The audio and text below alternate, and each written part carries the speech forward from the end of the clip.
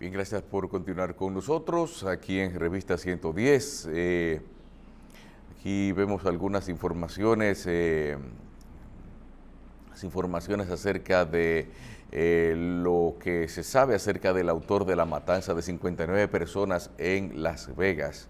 Stephen Paddock tenía por delante un futuro tranquilo, una casa de campo recién comprada en el campo de Nevada a 1 hora de camino de su amada Las Vegas. Quienes le conocían aseguran que no había ningún indicio de que pudiera hacer algo como lo que hizo en la noche del domingo desde el piso 32 de uno de los casinos donde frecuentaba, el Mandalay Bay. Abrió fuego contra asistentes de un festival de música country, mató a 58 personas y hirió a más de 500 en lo que se ha convertido en el peor ataque con armas de fuego de la historia moderna del país. Era rico, le gustaba ir a jugar al videopóker, irse de crucero. Su hermano, Eric Paddock, ha admitido que ambos son hijos de una persona que cumplió condena por robo de bancos, pero dicen que nunca, eso fue en los años 60, pero que fue un hombre del cual nunca supieron, nunca volvieron a saber, un padre ausente. Y entonces también se habla de que era un hombre tranquilo que se mudó a Nevada porque allí el juego es legal y no le gustaba nada la humedad del centro de la Florida, vivía en la Florida. Una vida itinerante, sin pertenecer a ninguna organización religiosa, muy aficionado al juego, tenía licencia de caza para Texas y residió un tiempo, tenía licencia de piloto y tenía un avión monomotor registrado a su nombre. O sea, prácticamente una persona que no tenía, como dicen, para llegar a la locura solamente hace falta un pequeño empujón y a veces simplemente perder el gatillo que evita que algunas personas crucen esa frontera. Subió al piso 32 con al menos 10 fusiles y comenzó a disparar, matando a esas 58 personas que veían una lluvia de balas como un evento increíble, un evento que no pensaban que podría ser real, que estuviera ocurriendo en esa ciudad donde todo el mundo va a divertirse y a hacer cosas para que no se vuelvan a saber en ningún otro momento de su vida. Doctor Espinosa, ¿cómo está todo? Todo en orden, Carlos. Lo cierto es que cada vez que uno se encuentra con hechos de esta naturaleza, no solamente uno se aflige, ¿verdad? Claro. Sino piensa hasta dónde va a llegar el ser humano y hasta dónde las sociedades van a seguir sin poner los controles necesarios, por ejemplo en Estados Unidos, al tema de las armas. 59 personas 2017, 49 o 48 en el 2016, la famosa discoteca en Miami. Ya en esos dos hechos estamos hablando de 100 y pico de personas, donde de igual manera las armas juegan un papel importante. Pero aún, y quiero que sepa que aún estaban hablando precisamente de que, aún a pesar de ese hecho, se considera muy temprano para comenzar un debate sobre porte de armas en Estados Unidos, sobre el peligro que esto puede significar. Yo no creo que sea temprano, porque no, pero BBC Mundo publicó ayer un gráfico de la cantidad de muertos en hechos de igual naturaleza que han ocurrido desde el 90, del 99 o 90 a la fecha. Y ha sido incrementándose totalmente hasta llegar a esta alarmante cantidad de 59 personas y más de 500 heridas. Y definitivamente creo que el tema obligado es ese que tú planteas. Si esa sociedad se va a abocar a reflexionar no solo sobre el tema de las armas, sino también, entiendo yo, sobre su agencia cinematográfica. Porque muchas de estas cosas que uno ve, parece que solo en película es posible que se presenten. Pero también sobre sus patrones educativos, porque todo lo que te he mencionado tiene que ver mucho con la educación. la promoción de estos héroes de cine, que en efecto son antihéroes, cómo todo esto juega un papel al momento de la ocurrencia de hechos como lo que se han estado presentando de manera frecuente en los Estados Unidos. Entonces, sabemos que es un país que necesita primero de la industria armamentista, la venta de armas, e igualmente, como decía el doctor ayer, el tema del consumo de las drogas. Son dos elementos que están presentes, que parece que esa sociedad sin ellos le sería muy difícil sostenerse. Pero más allá de ver a profundidad estos temas, es justamente los correctivos que hay que poner. Yo creo que los hechos obligan al status quo norteamericano y a la persona sensata a dar una discusión sobre el tema de porte, tenencia de armas de fuego en los Estados Unidos. Pero es que se plantea como un derecho constitucional, pero es un asunto quizás tan arcaico. Oye, puede ser apoyado por el grupo más influyente, de más presión dentro de Estados Unidos, porque también allá hay muchos declanes en la conformación de gobierno.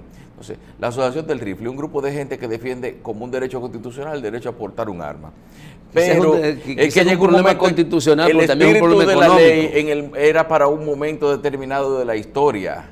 Es decir, quizá en un momento en que todavía se justificaba que cada quien tuviera el derecho a ejercer su legítima defensa.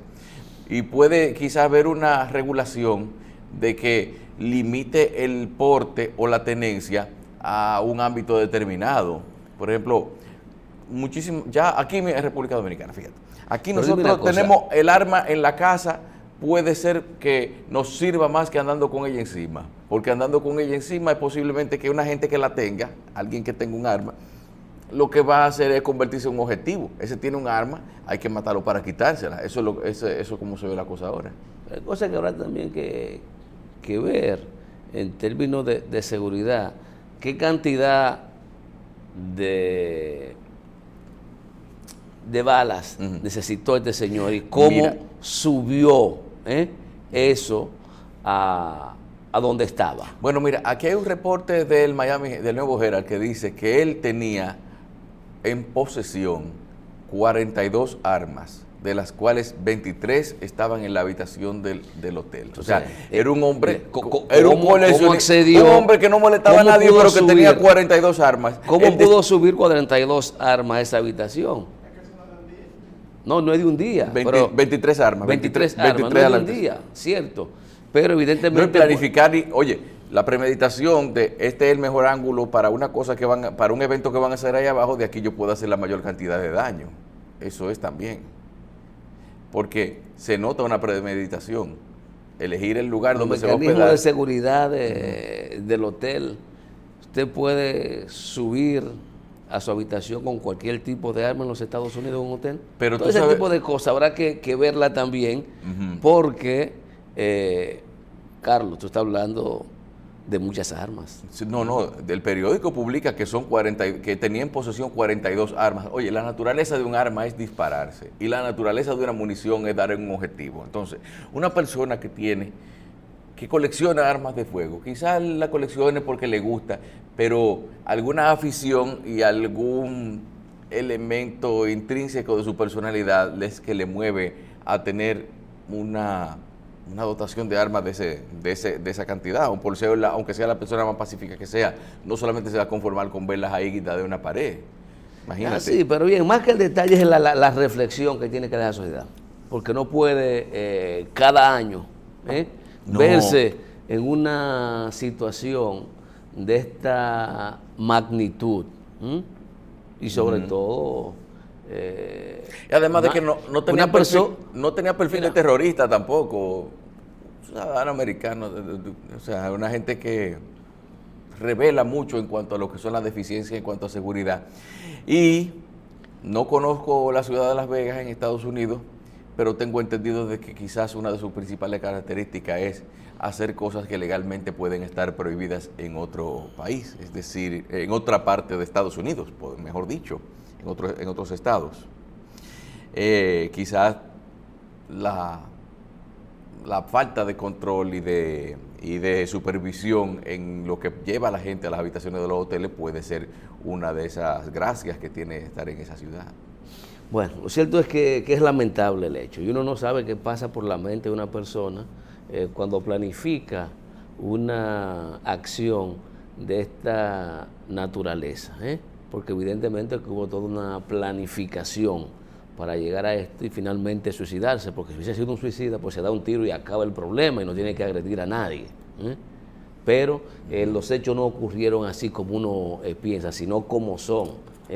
Y el enfoque tiene que ser obligado a la reflexión de la sociedad norteamericana, más allá de los intereses que confluyen, sobre todo esa posición de permitir el porte, tenencia de armas de cualquier tipo, porque en la República Dominicana tú puedes acceder a un revólver, a una pistola, pero tú no puedes tener un arma de guerra en tu casa, pero en aquel país eso es muy frecuente, es normal, es legal, y lamentablemente ahí están padeciendo las consecuencias de este tipo de libertades, que tal como tú decías, quizá en algún momento del desarrollo histórico de Estados Unidos, pues era necesario, pero hoy día, con todas las cosas que han estado pasando, con la cantidad de víctimas que estamos observando en los últimos años, tiene que moverlo a reflexión, donde son sus propios habitantes los que están atentando contra sus propios hermanos, quizás de manera indirecta están viviendo mucho de las cosas que países que han sido víctimas también de la actuación del poder norteamericano viven. Entonces, ¿hasta dónde permitir este tipo de situaciones, Carlos? Okay, sí. Observamos la portada del periódico El Día, que dice que los dominicanos pasan crujías en Puerto Rico. Muchos buscan por distintas vías algún medio de transporte aéreo o marítimo para abandonar la isla abatida por 2 huracanes. El PLD decide apoyar primarias abiertas. El Comité Político condicionó esta decisión a una verificación de 5 expertos sobre la constitucionalidad del proceso. Y siguen las imágenes de las víctimas del más letal tiroteo en Estados Unidos, 58 muertos en Las Vegas. Unidad ejecutora asume Duquesa. Vamos al periódico Nuevo Diario. En esta mañana nos tiene lo siguiente: conmoción y luto mundial por peor masacre en Estados Unidos, donde piden control de armas. Atrapados en la falta de límites. Comentarios sobre el tema del editorial de El Nuevo Diario. Líderes del mundo anuncian respaldo a la Constitución española y al diálogo. Oposición quiere consenso en leyes electoral y de partidos. Tribunal Superior Electoral conoce recurso del PRCC sobre las 2 asambleas. Huracanes Irma y María afectaron 9% de la producción agrícola del país. Vamos entonces, ahí está la foto de portada, un aspecto de la reunión del comité político. Un grupo de notables constitucionalistas determinará si la celebración en los partidos políticos de primarias abiertas y simultáneas entra en conflicto o choca con el espíritu de la Constitución en esa materia. Finalmente vemos el periódico Diario Libre y su portada de hoy. El Diario Libre nos dice lo siguiente: el PLD decide que expertos analicen legalidad de primarias simultáneas. Encontrar lo básico en Puerto Rico como agua y alimentos es tarea difícil. En seguridad el gasto por persona será de 1.150 pesos. Ahí vemos el día después del escenario en el cual se llevó el concierto, donde sufrió los disparos 58 personas que murieron, hasta 500 heridas en Las Vegas. Bueno, en el PLD también van a determinar sobre el alcance del padrón que se utilice, si el partido o el de la Junta. Bueno, doctor Espinosa, entonces, si ya con que se establezca en una ley la realización de un tipo o un formato de elección interna en una organización política. No basta con eso para que, porque se supone que las leyes se hacen a la luz de la Constitución, aunque va a ser una ley que en proyecto es más vieja que la Constitución actual. Bueno, en proyecto, pero en proyecto, al momento de aprobarse va a ser mucho más nueva. Sí, sí. Mira, yo no sé si el tema en lo fundamental o la salida que buscó el PLD tiene que ver necesariamente con la constitucionalidad o no de ese proyecto de ley. Pienso que para ganar tiempo legítimo lo que ganar están haciendo, tiempo, para ganar tiempo, porque, eso es lo que parece. Un periódico dice que se pusieron de acuerdo, evidentemente que las cosas no están claras, porque al momento de tomar la decisión de hacer las consultas con los expertos constitucionales, pues evidentemente que no hay una decisión definitiva, porque si los consultados son de opinión de que ese proyecto puede chocar con la Constitución, evidentemente que a la luz de lo planteado no sería aprobado en el comité político la decisión de que las primarias sean simultáneas, abiertas y con el padrón de la Junta Central Electoral. Pero, de lo que yo digo, ¿quién va a elegir los 5 notables? ¿Y de quién van a ser? Esa es una decisión que, según la información, está en manos del presidente del partido, el secretario general y el presidente de la República. Lo que está claro es que el PLD no logra ponerse de acuerdo con ese tema.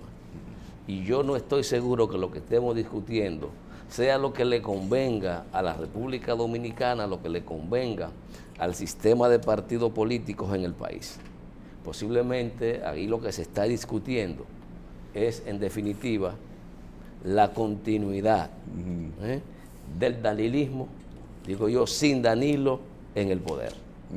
Posiblemente, porque yo soy de los pocos que he estado planteando la teoría desde que inició el proceso de reelección de que el presidente no se va a reelegir. Y lo he dicho, no porque no quiera, porque a lo mejor ganas no le faltan, más bien por el impacto social que puede tener una decisión de esa naturaleza de buscar un tercer mandato constitucional. Y el tema no es solo la reforma a la Constitución, porque eso evidentemente tienen la mayoría necesaria. Es lo que puede significar eso al interior de la sociedad dominicana, que viene cargada con todos los escándalos que han surgido. Pero además el elemento que alguna vez planteé, ya el presidente Danilo Medina no se beneficia de ese traje de protección que tuvo en el primer mandato, que todo le resbalaba y nada se le pegaba. Ya hoy sus actuaciones son comparadas con él mismo. Con él mismo. Sí. Entonces, en una situación como esa, en la que parece ser irreconciliable las diferencias que tiene el presidente de la República con el presidente del partido, Danilo necesita que quien sea el candidato a la presidencia por el PLD, según mi percepción, sea un hombre de él. Sea un hombre de él. Sí. Porque lo que ha vivido Leonel Fernández, con o sin razón, quizás no quiere vivirlo tampoco. Porque si no fuera así, el presidente sabe cómo se gana una primaria interna, cerrada. Sabe, porque Leonel se lo dijo y se lo aplicó en el 2008. 2008, para la reelección de Leonel, sí. En el 2006, 2007, sí. Se lo aplicó. ¿Cómo es? Y después, el doctor Leonel Fernández, cuando Danilo estuvo en el poder, dijo también que es lo que hace una persona líder en la República Dominicana, el que maneja el sobrecito. Entonces, todo eso... Pero también pudo haberlo dicho por experiencia propia, claro, caramba, que porque sí. El que paga manda. Pero claro que sí. Leonel, eso, dice, mi líder. Oiga, eso ¿líder de qué, caramba? Además, usted era el que pagaba. La correlación de fuerza en los partidos no está determinada por lealtades políticas, ideológicas, programáticas. Está determinada por la conveniencia. ¿Tú no viste cómo se le voltearon los legisladores y los aliados históricos del doctor Leonel Fernández? Sí. Así mismo pasa. No, Entonces están tratando... ¿Tú recuerdas de esa primaria interna donde el presidente Medina logró una ventaja que, si bien no fue mayoritaria, demostró cómo estaba en ese momento? No recuerdo qué año fue, pero demostraba cómo estaba la correlación de fuerza entre ambos dentro del partido. Que eso motivó una carrera desesperada de Leonel Fernández armando lo que era el... Ay Dios, ¿cómo se llama esa alianza de partidos que el polo es... Frente Progresista. El Frente Progresista, eso se determinó articularlo, pero a una velocidad y con una constancia que era pasmosa, una búsqueda, yo en un momento parecía como que todo el que decía que tenía muchos votos, aunque no lo tuviera, le hacían un pacto de una vez para meterlo en ese frente. Pero después tú te das cuenta de que, oye, esa rivalidad interna y esa pugna por el poder dentro de la organización, definitivamente determina lo que está pasando ahí. Pero no sé si usted como abogado tendrá la percepción que tengo yo en cuanto a la resolución de cómo deben ser las primarias, eso de los 5 notables constitucionalistas. Eso me parece como una propuesta muy a lo Leonel. Me parece como muy a lo Leonel todavía, ¿verdad? Eso es lo que manifiesta el desacuerdo. Claro, argumentan una decisión de la Suprema Corte de Justicia de hace unos años, pero yo no creo que el tema hoy día tenga un carácter constitucional o no, porque creo que la ley, la Constitución ni siquiera se refiere al tema, y lo que no está prohibido está permitido como base de un principio también a buscar un constitucional. Ese resquicio quizás ganando tiempo, ver si logran ponerse de acuerdo, y si no lo hacen, nada, se van por esa vía. Y mira, es un desconocimiento a la institucionalidad también, porque ¿qué van a saber 5 individuos que elijan ahí adentro del PLD más que una comisión de legisladores que ha tenido la ley en sus porque manos? serían 5 expertos en materia constitucional, pero para mí eso es cosmético. No le doy la mayor importancia, porque te digo, yo creo que están ganando tiempo. No han podido negociar los 2 principales sectores del PLD en este punto. Entonces hay que alargarlo. Y como te digo, para mí la señal es esa, quizás para otros interpretan que es lo contrario, que lo que busca el presidente Medina es justamente a partir de unas primarias abiertas y simultáneas en las que vote todo el mundo, pues que él pueda ser electo o señalado como potencial candidato, y eso obligar inclusive a la modificación de la Constitución, a convocar el referéndum que tanto se ha hablado. Puede haber varias estrategias, pero yo creo que no alargar la cosa en ese sentido para él no es lo más conveniente. Bueno, está bien. Por eso es que parto del hecho del tema de que está el PLD ganando tiempo, y fíjate cómo se mantiene la coincidencia. Sí. Danilo e Hipólito coinciden nuevamente, no solamente se abrazan, sino que coinciden en términos de cómo debe ser el procedimiento establecido en la ley para que los partidos elijan sus candidatos, y eso no es casual, tampoco. Y por el otro lado, la coincidencia que tienen Luis Abinader y el doctor Leonel Fernández, en que sea sobre la base de las estructuras partidarias las que decidan, con lo cual he dicho que en esta etapa del proceso, y en que se va a implementar como algo novedoso el tema de las primarias simultáneas, abiertas, simultáneas, debe ser con el padrón cerrado, con la militancia de cada partido, lo que decidan quiénes son los candidatos que ellos prefieren. Si el desarrollo de nuestra democracia nos lleva a quizá la feliz conclusión de que debiera ser un evento totalmente abierto, que se constituye en una preelección, magnífico, que sea así. Claro. Pero que estemos pensando ahora en función de qué me conviene o qué no me conviene. Yo creo que eso es problemático. Bien, y yo quiero saludar posición, yo creo que la más inteligente del presidente de la Junta Central Electoral, que había cometido algunos desaciertos refiriéndose al tema, que los recursos, que mucho trabajo para la Junta Central Electoral, y el que dijo sencillamente lo que tenía que decir: la Junta va a acatar lo que diga el Congreso y lo que diga el Poder Legislativo. Esa es la decisión más inteligente, porque en definitiva no le queda de otra. No es una responsabilidad del presidente de la Junta saber dónde salen los recursos. Eso tiene que decirlo el Congreso. Total, al final los ciudadanos vamos a aportar lo mucho o lo poco que se requiera para que los partidos políticos puedan realizar sus eventos internos de cara a la elección de sus candidatos a los diferentes puestos selectivos. Por lo tanto, ese tema, y si implica mucho trabajo o no, para eso están las autoridades y para eso está la Junta, para cumplir con lo que diga la ley. Si eso es lo que dice la ley y eso es lo que se aprueba, correcto, que eso es lo que va a hacer la Junta Central Electoral. Bien.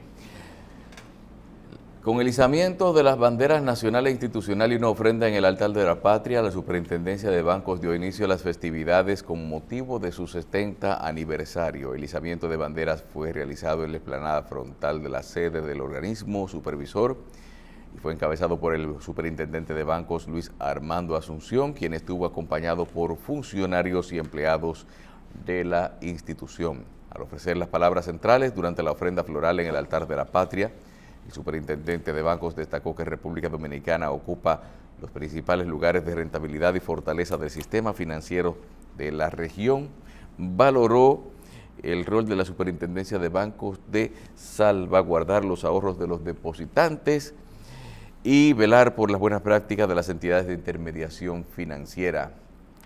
Manifestó que los esfuerzos, trabajos y sacrificios durante 70 años de historia de la Superintendencia de Bancos han servido para garantizar los ahorros de los ciudadanos nacionales y extranjeros que creen en el sistema financiero nacional, resaltando que numerosos reportes de calificadoras de riesgos internacionales y estudios comparativos realizados certifican a la Superintendencia de Bancos como institución fuerte, vigorosa y actualizada que se mantiene a la vanguardia de los países de la región.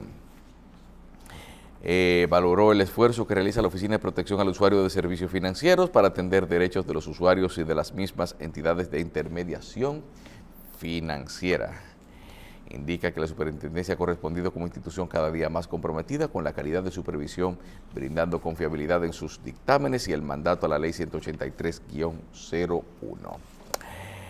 Una nota informativa de la Superintendencia de Bancos en su 70 aniversario. Recordamos también que el asadero Pizza Italia Express está en la Correa y Cidrón 125 en Honduras, donde usted puede probar la mejor pizza en un ambiente refinado y popular, un encuentro familiar seguro y de calidad en un lugar cercano al centro de la ciudad. Calle Correa y Cidrón 125 en Honduras. Usted baja por la Italia y ahí en la Correa y Cidrón dobla a la derecha e inmediatamente se encuentra con el asadero Pizza Italia Express, que también tiene delivery, 809-908-6600. Volvemos en breve.